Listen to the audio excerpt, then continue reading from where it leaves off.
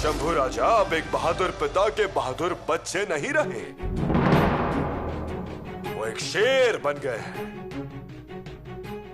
अब शंभू राजा की दहाड़ हर तरफ सुनाई देगी। उस औरंगजेब को दिल्ली की तख्त से नीचे गिराकर हमारे महाराज को उस तख्त पर बैठे हुए देखना है। तो जिस तरह जीते हुए हर एक किले के मीनार पर भगवा लहराना चाहिए, उसी तरह हमारे खिलाफ हारने वाले हर एक इंसान के मन में स्वराज्य के लिए प्यार जागना चाहिए। वही असली जीत होगी। यशोरानी, तैयार हो जाइए, युवराज हमारे महल की तरफ आ रहे हैं। हे भगवान, आरती की थाली तैयार करो। जी।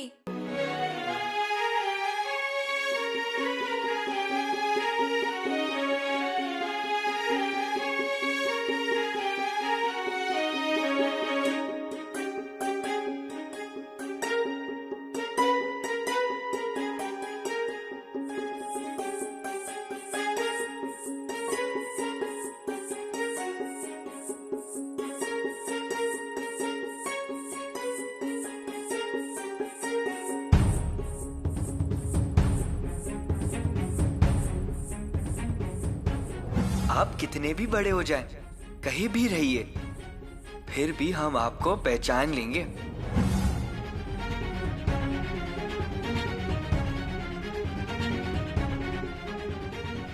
यशोरानी, युवराज जी आ गए, मतलब आते ही होंगे।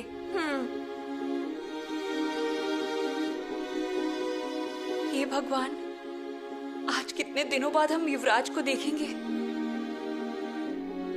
हम उन्हें देख पाएंगे ना? नहीं, हमारे भीतर तो इतनी हिम्मत ही नहीं है, पर देखना तो पड़ेगा ही ना। कैसे आएंगे वो हमारे सामने और कैसे दिखते होंगे वो? क्या कहकर पुकारेंगे वे हमें? युवराजनी कहेंगे या येसु? दादा साहब,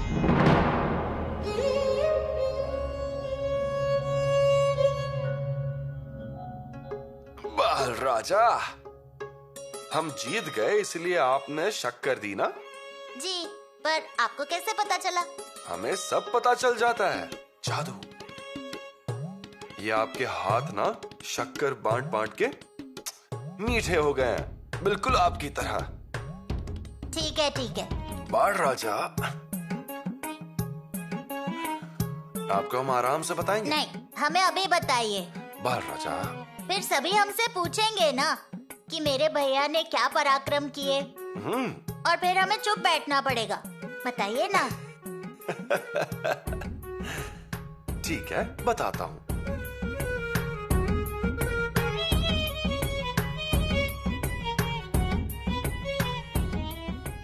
चलिए।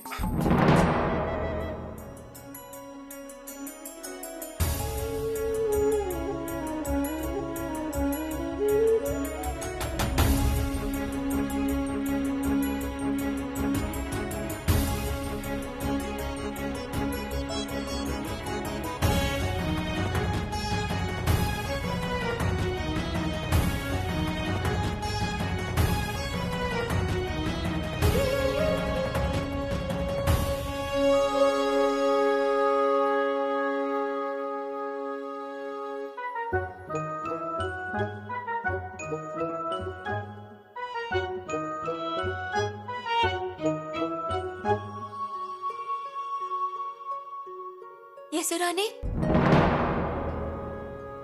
वे आ गए। युवराज नजदीक आ ही गए थे, लेकिन बाल युवराज उनके समक्ष आ गए और उन्हें साथ लेकर गए। फिर तो वे उन्हें कुछ समय के लिए नहीं छोड़ेंगे। फिर आप जाइए ना बाल युवराज के पीछे। जाऊं? परंतु ऐसा अच्छा दिखेगा क्या? कोई बहाना करके जाइए ना, फिर आपको सामने देखकर जल्दी आ जाएंगे युवराज। जाइए।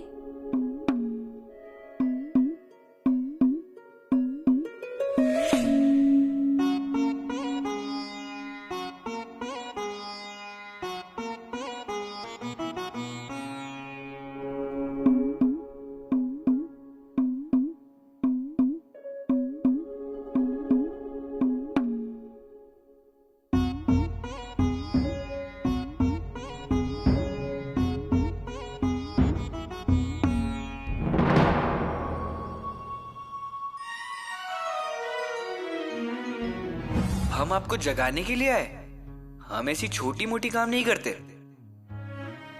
हम युवराज हैं। और हम भी युवराजनी हैं।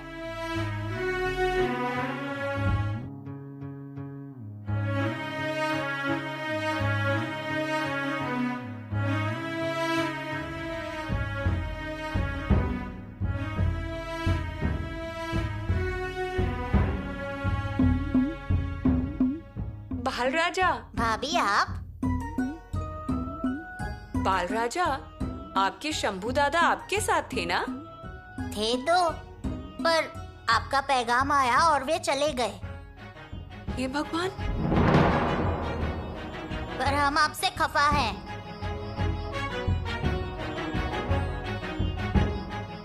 हमसे? ऐसा क्यों? आपके शंभू भैया को बुला लिया इसलिए? और नहीं तो क्या, करीम खान को मारने की कथा अधूरी रह गई ना। हे भगवान, क्या पूरी कथा सुनाने का विचार था? और नहीं तो क्या। हम कहेंगे आपके भैया से कि वो आपको पूरी कथा सुनाए। फिर तो आपकी नाक में चढ़ा ये गुस्सा कम हो जाएगा। वादा भूलिएगा मत। ठीक है बाल राजा। बाल राजा, अभी हम चलते हैं। आपके भैया हमारी राह देख रहे होंगे, ठीक है?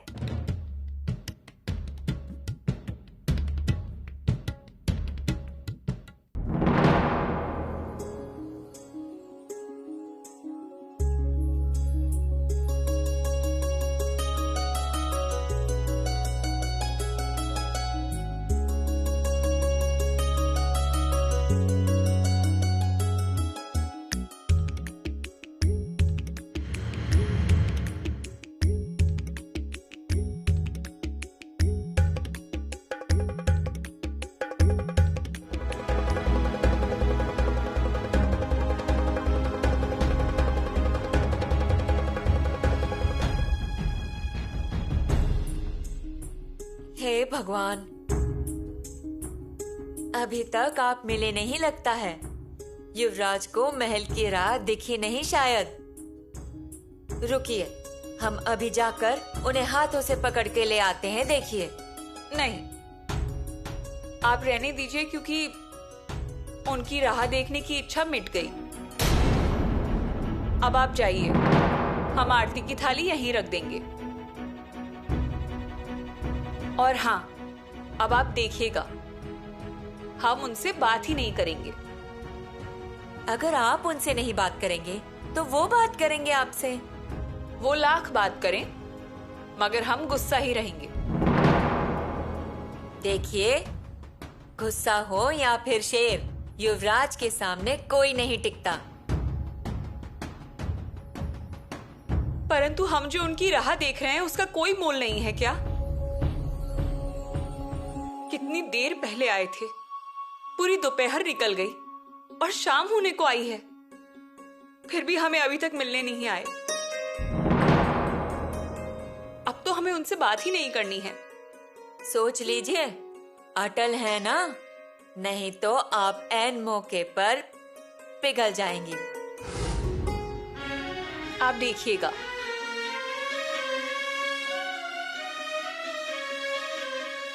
हम ना ही पिघलेंगे और ना ही हार मानेंगे, अटल रहेंगे हम। जरा देखिए, अब तो हमारे दिए का तेल भी खत्म होने लगा है। तो अब क्या रात्रि हो गई है? और नहीं तो क्या, यह अन्याय होते हुए हमें भी दिख रहा है। लेकिन हम कह भी क्या सकते हैं, सबको मिलने का समय है युवराज के पास। परंतु अपनी पत्नी जो कब से सज धज कर बैठी हैं, उनकी याद भी नहीं आई।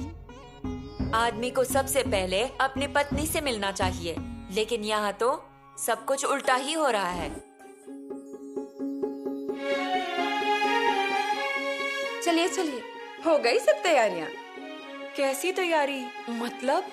इतने दिनों से आप जिस बात के लिए तड़प रही थी ना, उसी की तैयारी चल रही है। शंभू राजा से मिलना है ना? नहीं। हाँ? बहुरानी, बड़े होने के बाद आप दोनों पहली बार एक दूसरे से मिलने वाले हैं। उसी की तैयारी चल रही है। आप दोनों आज एक दूसरे का चेहरा इस घी से भरे बर्तन में देखेंगे। क्यों? अरे क्यों क्या, आप दोनों इतने सालों बाद एक दूसरे को देखेंगे। आपकी नजरों की तीव्रता कम हो जाए, उसी के लिए ये रिवाज है। और नहीं तो क्या, आप तो आंगन में चलते हुए अपने आप में खोए हुए थे। हमने शंभू राजा को छुपा कर रखा था और उनको सख्त निर्देश भी दिया था। क्या आप भी ना? हम तो केवल उनके हाथ का घाव देखने के लिए ये बात है, आपको सिर्फ उनके हाथ का जख्म देखना था। हाँ। बहुरानी, अब आपको इन बातों की आदत डालनी होगी। और जख्म तो योद्धाओं का अलंकार होता है। जी। सब हो गया? सुनिए धारा, आप राजकुमार शंभू को बुलाइए। जी। बहुरानी, यहाँ बैठिए। शेवंता, कौशल्या, बीच में पर्दा लगाइए।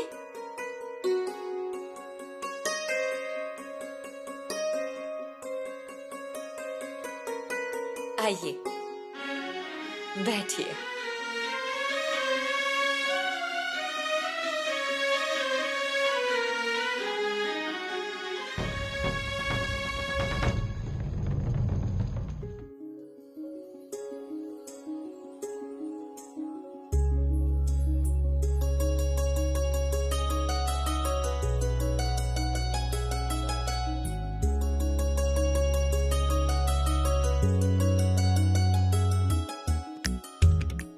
दोनों ने एक दूसरे को देख लिया ना?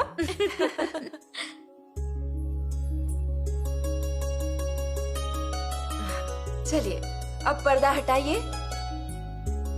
आप दोनों एक दूसरे को जी भर के देख लीजिए।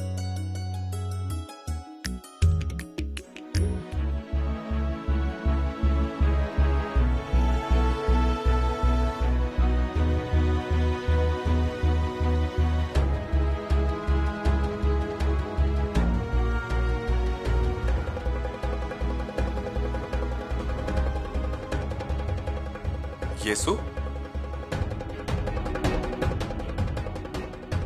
यशोदा, कितनी बड़ी हो गई हो आप। आप भी ना। पर हमने पहचान लिया आपको। हमने भी तो पहचाना आपको। कैसे? बचपन में आपके गाल पर मुस्कुराने पर खड्डा पड़ता था। आज भी वो बिल्कुल वैसा ही है। हमारे गुल का रहने दीजिए, आप पहले मुझे अपना घाव दिखाइए। रहने दीजिए। हमें पता चला, वैसे ही हमारी आधी जान निकल गई थी। आप डर गई? तो फिर? छत्रपति जी की बहू भी डर जाती है, ये हमें आज पता चला। अब यूं बातों की तलवार मत चलाइए, घाव देखने दीजिए। हम अच्छे से मलहम पट्टी कर देंगे, 2 दिन में ठीक हो जाएंगे आप। जल्दबाजी मत कीजिए। अब घाव भी आपका है और हम भी आपके ही हैं।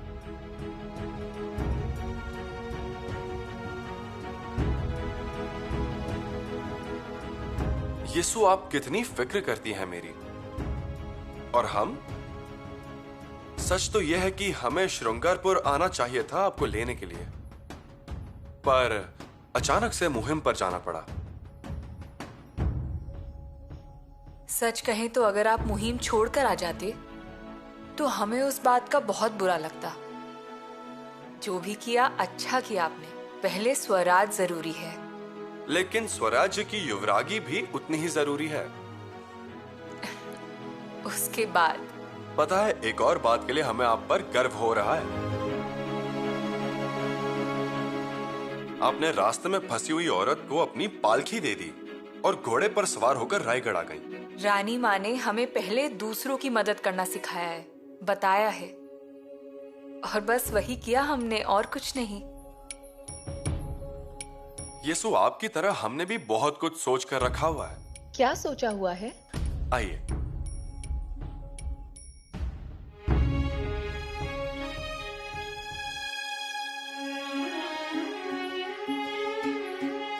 आइए।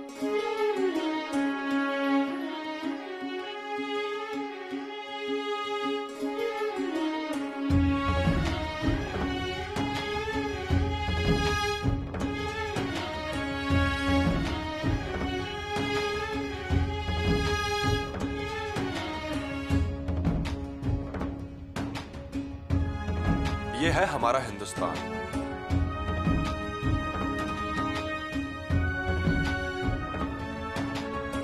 ये है मुगल।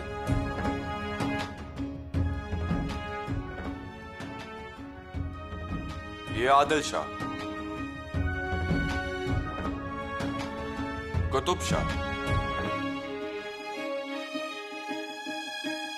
यहां पर सिद्धि, यहां पर पोर्तुगी,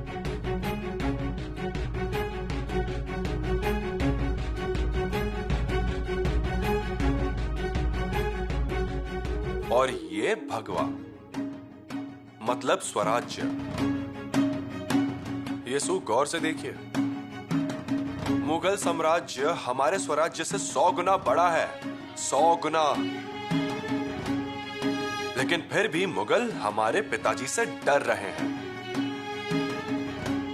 आज स्वराज्य के किलों की संख्या 300 है, हमें वो संख्या 3000 तक ले जानी है। युवराज, यीशु किसी भी स्थिति में रानी मां और पिताश्री का सपना हमें पूरा करना है। स्वराज्य को बढ़ाना भी है और उसकी रक्षा भी करनी है। यीशु, उसके लिए आपको हमारे कंधे से कंधा मिलाकर हमारे साथ मजबूती से खड़ा होना होगा। रहोगी ना? जरूर। अवसर आने पर ढाल तलवार लेकर लड़ना पड़ेगा। अब चूल्हे के पास बैठने के अलावा तोपों के बगल में दिखनी चाहिए, तब हमें बहुत खुशी होगी। बाल बच्चों में मन बहलाने से अच्छा प्रजा ही हमारे बाल बच्चे हैं, और स्वराज्य को बढ़ाना यही हमारी दुनिया। यीशु, जिस तरह रानी मां पिताश्री के साथ मजबूती से खड़ी रही है ना, वैसे ही आपको हमारे साथ खड़े रहना है। आपको पूरी तरह से तैयार होना पड़ेगा। हम पूरी तरह से तैयार हैं।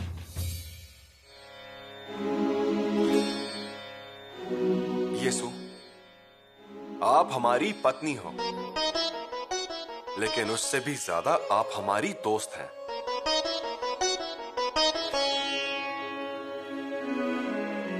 जी युवराज।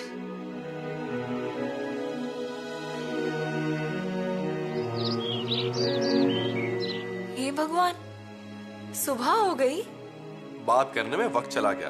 आपके साथ बातें करते करते सुबह हो गई, पता ही नहीं चला।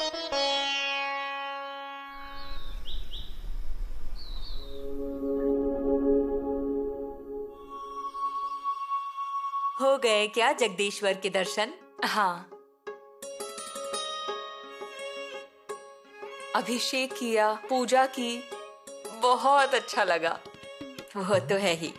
एक वो शंभू भगवान अपनी दृष्टि रखने वाले, और ये शंभू राजा आपके पति हैं। ठीक कहा ना, भगवान की तरह।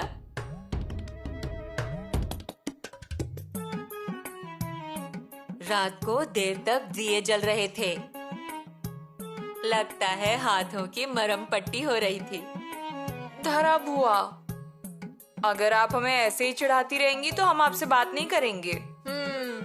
गुस्सा आया है, लेकिन दूर कहीं चोर दरवाजे के पास ही खड़ा है। किला चढ़कर कभी का ऊपर आ जाना चाहिए था, पर वो आने वाला नहीं है। हम तो बस घाव पर मरहम पट्टी कर रहे थे। युद्ध में घायल हुए हैं हमारे बेटे।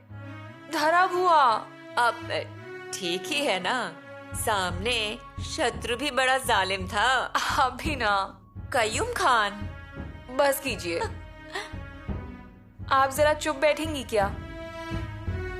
हे भगवान, युवराज कहाँ चले गए? अब हमसे क्या पूछ रही हैं? अपने लोगों पर खुद ध्यान देना चाहिए। बताइए ना हमें, कहाँ गए वे? कहते हैं ना, खुद का पागलपन खुद को अच्छा लगता है। गए हैं तालीम खाने में। देखिए, हाथों का घाव अभी तक गीला है और फिर भी अब उनको ये कौन समझाएगा? आप खाने की तैयारी कीजिए और दूध गर्म कीजिए। हम लेकर आते हैं उन्हें तालीम खाने से। जैसा आप ठीक समझें।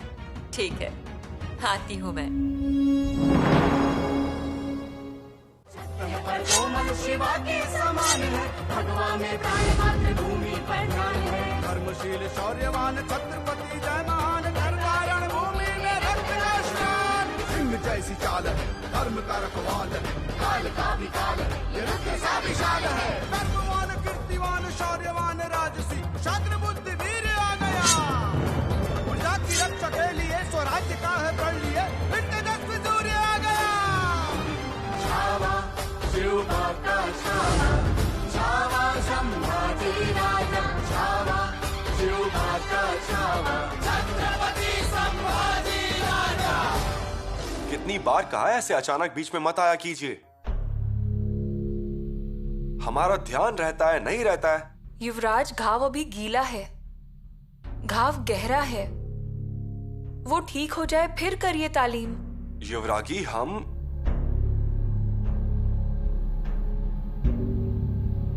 हमारे अपमान की याद है, इसलिए संभाल के रखिए। दाग लगा हुआ जामा संदूक में क्यों रखना है? हमने कहा ना रख दीजिए, फिर रख दीजिए। हे भगवान,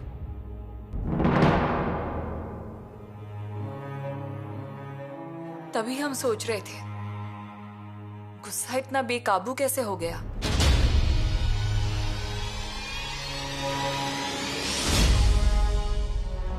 कपड़े पर ये दाग फीका लग रहा है।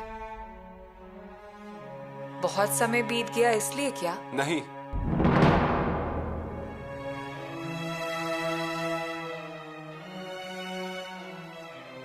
वो कय्यूम खान के खून से ये दाग फीका लग रहा है।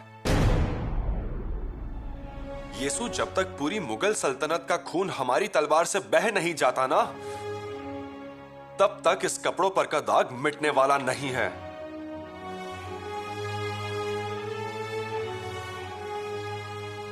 लेकिन उसके लिए खुद का ध्यान रखना पड़ेगा ना।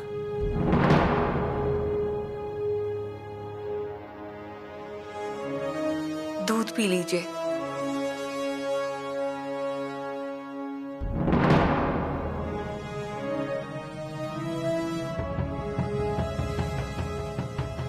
रुकिए। क्या हुआ? मलाई जम गई होगी, हम निकाल देते हैं। दूध के ऊपर की मलाई अभी तक याद है आपको? मलाई भी ध्यान में है और उसके ऊपर आपका गुस्सा भी ध्यान में है।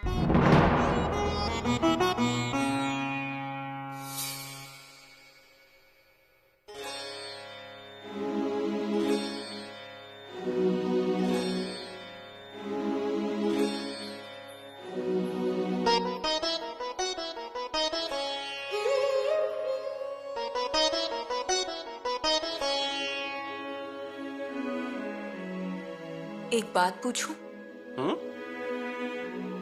दूध के ऊपर की मलाई तो याद है और कपड़े पर लगा दाग भी आज तक याद है, लेकिन कल की एक बात तो आप भूल गए हैं। कल की बात? कौन सी? हमने आपकी आरती उतारी पर आपने दक्षिणा नहीं दी। सच में हम भूल ही गए, लेकिन अभी बोलिए, क्या दे आपको? आपका समय।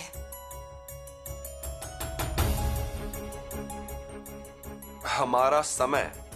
किस लिए? कय्यूम खान के युद्ध में आपका किया हुआ पराक्रम हमें आप ही के मुंह से सुनना है। ठीक है, तो येसु हुआ ऐसे। हमें जरा बैठने तो दीजिए। आइए। अब गौर से सुनिएगा, डर के मारे बदन के रोंगटे खड़े हो जाएंगे। हम अपनी आंखें बंद कर लेते हैं।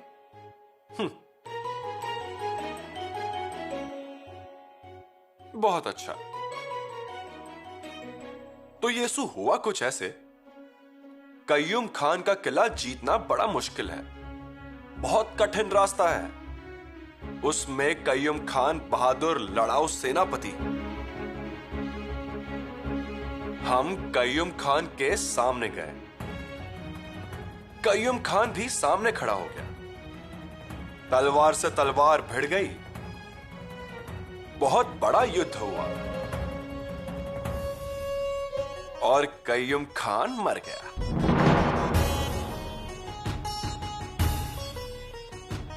बहुत बड़ा युद्ध हुआ? और कयूम खान मर गया।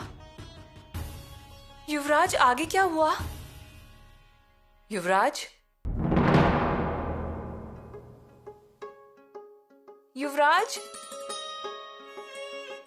गए, चले गए, हमें इस तरह से फंसाकर चले गए। हम क्या कयूम खान हैं कि हमें इतनी आसानी से फंसाकर चले जाएंगे?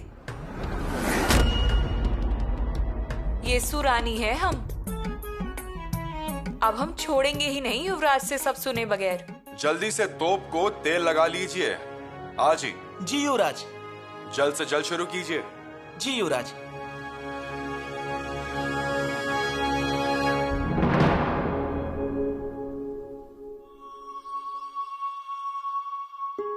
आप आगे क्या हुआ? क्या? उस मुश्किल किले पर कैसे हमला किया आपने? येसु, येसु अपने ही मुंह से हम अपनी पराक्रम कैसे बता सकते हैं? फिर? येसु, इंसान को ऐसा काम करना चाहिए कि शायरों को शायरी करनी चाहिए। सह्याद्री की पहाड़ी पर से शब्दों की नदियां बहनी चाहिए। येसु, पिताश्री ने अफजल खान का वध किया ना, तभी शाहिर आगिरदास ने उस पर शायरी की थी और एक शेर सोने के कड़े का हकदार बन गया। मतलब आप हमें नहीं बताने वाले? येसु, येसु, खुद के ही मुंह से खुद की प्रशंसा कैसे करूं? ठीक है, मत बताइए आप हमें। और अब आप कभी हमें बताना चाहेंगे तब भी नहीं सुनेंगे। गुस्सा हो गई? फिर क्या करेंगे? हम इतना पूछ रहे हैं आपसे तो आप क्यों टाल रहे हैं? ठीक है, हम शाहिरों को बता देते हैं। हमारे लिए आप ही शाहिर हो, आप ही बता दीजिए। येसु, मानना पड़ेगा, जिद की बैठक बड़ी पक्की है आपकी। आप घोड़ा भी अच्छे से चलाती हो ना? देखिए, एक बार फिर से आपने बात को घुमा दिया। बताते हैं। कयूम खान के मुहिम की सारी बातें बताएंगे आपको, पर यहां नहीं, बाहर। घोड़ा तैयार है जिन के साथ? चलिए।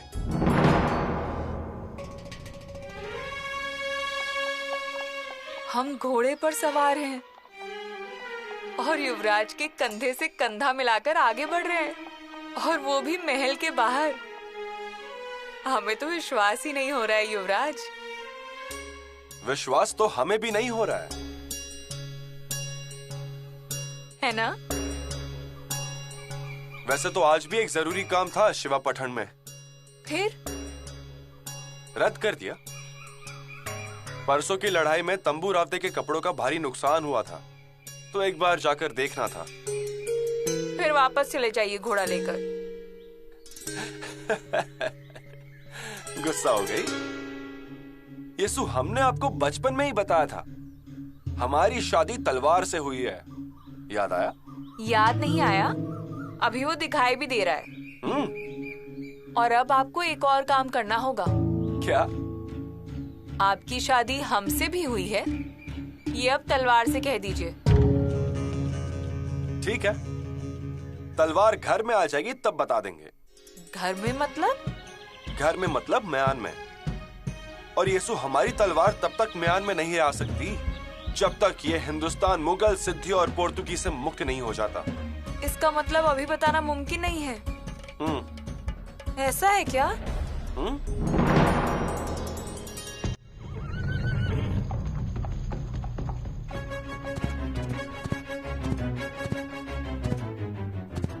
येसु, लगाम लगाइए।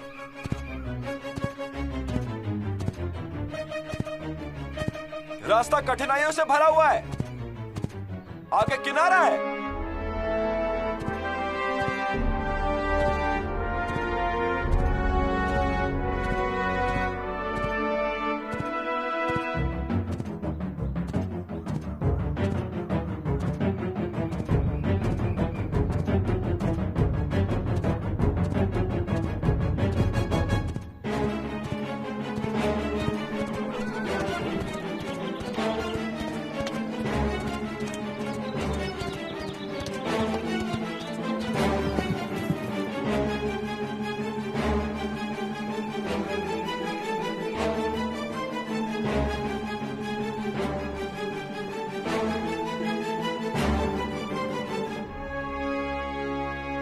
येसु,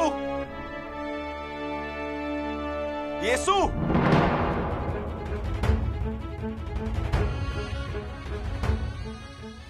येसु, येसु, येसु।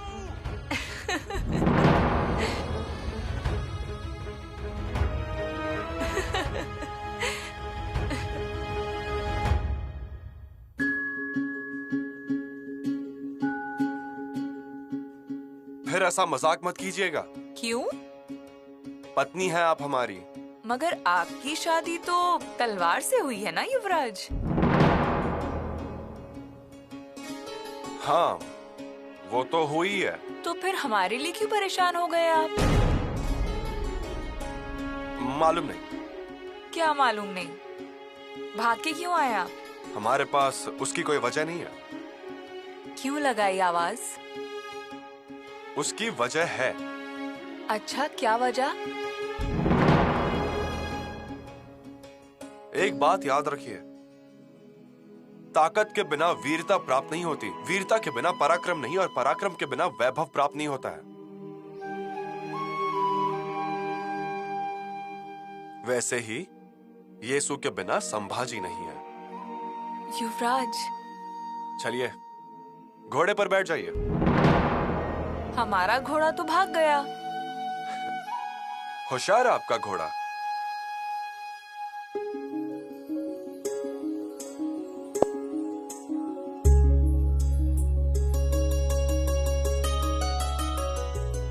जरा बताइए, अब हम कैसे आएंगे? हमारे साथ बैठकर। युवराज, हमें शर्म आ रही है। की हुई गलती का दंड है, ऐसा समझकर बैठ जाइए।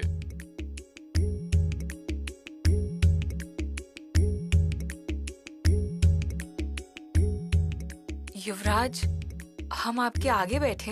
हाँ, आगे ही। इंसान का कलेजा कहाँ होता है?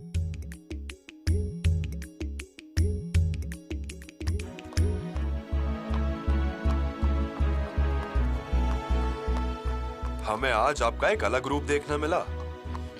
आपका भी। हमारा ऐसा कौन सा नया रूप देखा आपने? देख लिया। आज तक हमने सिर्फ आपका गुस्सा, जिद, शौर्य देखा था, लेकिन आज आपकी नम्रता को भी देख लिया।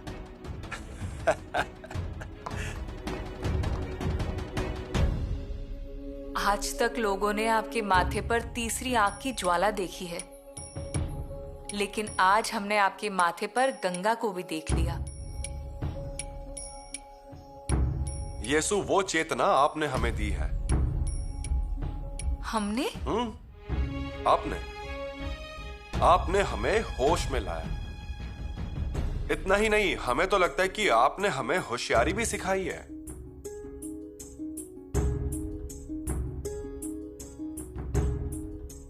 यस्य कटाक्ष मात्रेण जायन्त विबुधा नरा। मतलब? नहीं, कुछ नहीं।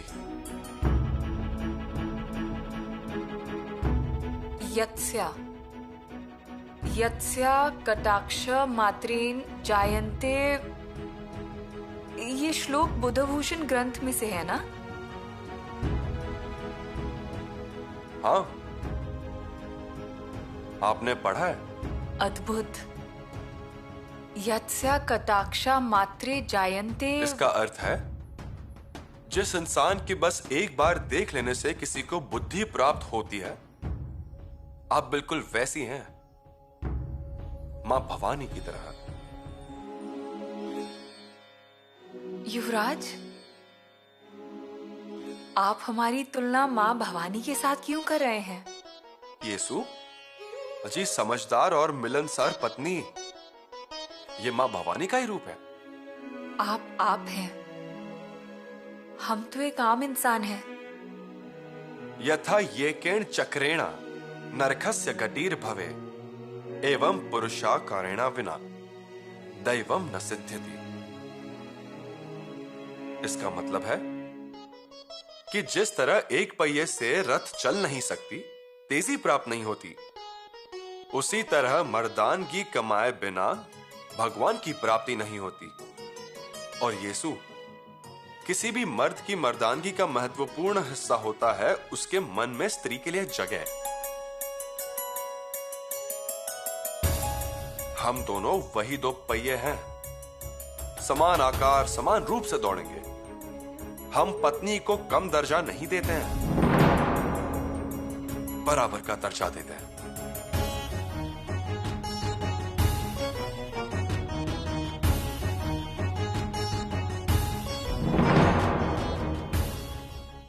अब हमें समझ में आया आपका दिल कहाँ लगता है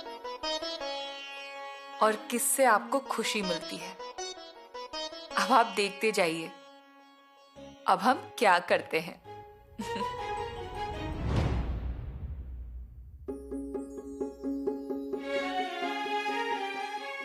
क्या चल रहा है? धारा भुआ। हाँ हाँ बोलो। हमारे इन्होंने लिखा है, ये बुद्धभूषण ग्रंथ है। हमें पता है, लेकिन आपके इन्होंने लिखा है इसीलिए इतना कस के पकड़ा है आपने। रख दिया, अब ठीक है।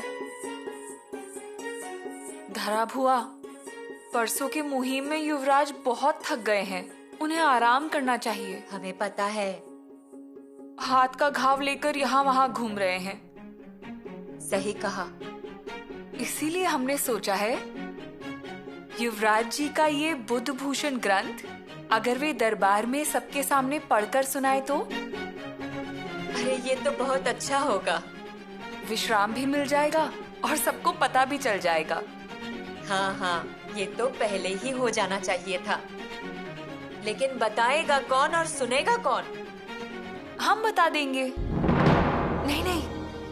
नहीं, हम उनसे ये बात छुपा कर रखेंगे।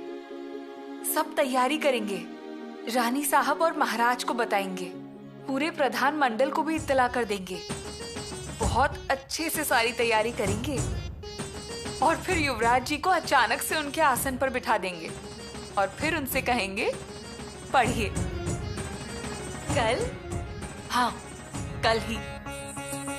तब तक हम युवराज को बंदी रखेंगे, कहीं जाने नहीं देंगे उन्हें। पंत, हमारी जाने की तैयारी कीजिए, हमें जल्द से जल्द जाना होगा। अचानक? इतना क्या जरूरी काम है? जल्दबाजी है पंत। परसों हमने वो कय्यूम खान का किला जीता है और हमने रुंजाजी जाधव को वो किले का किलेदार बनाया। तभी बहुत लोगों की आंखें बड़ी हो गई थी। मोरो पंत ने तो विरोध भी किया था।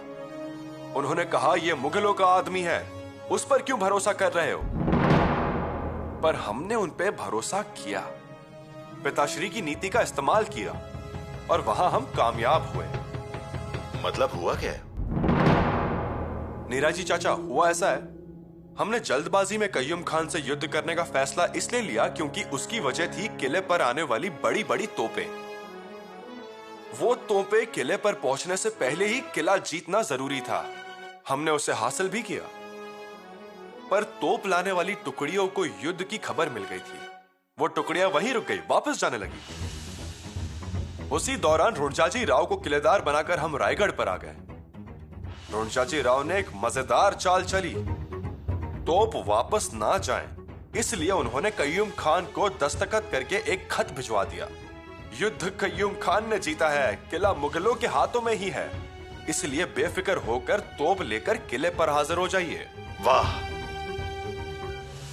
खलीता पढ़कर तोप किले पर हाजिर हो गई और रुणजाजी राव ने 2-3 दिन में उन्हें मीनार के ऊपर चढ़वा भी दिया। रुणजाजी राव ने एक बड़ा काम कर दिया। रुणजाजी राव के प्रदर्शन से ही जुंजर किला अब अभेद हो गया है। रुणजाजी राव ने हमें किले पर बुलाया है, यह निश्चित करने के लिए कि दिशा कौन सी होनी चाहिए और तोप गोलों का अंतर कितना होना चाहिए। उसी लिए निकलना पड़ेगा।